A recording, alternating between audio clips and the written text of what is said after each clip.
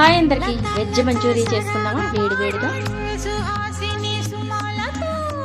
వయస్సుతో వసంతమాడి వరించలే సరాలతో మిలా మిలా హిమాలే జల జల ముత్యాలుగా తడ తడ గడన తటిల్లత హారాలుగా చేతులు తాకిన కుండలకి చలనం వచ్చనులే.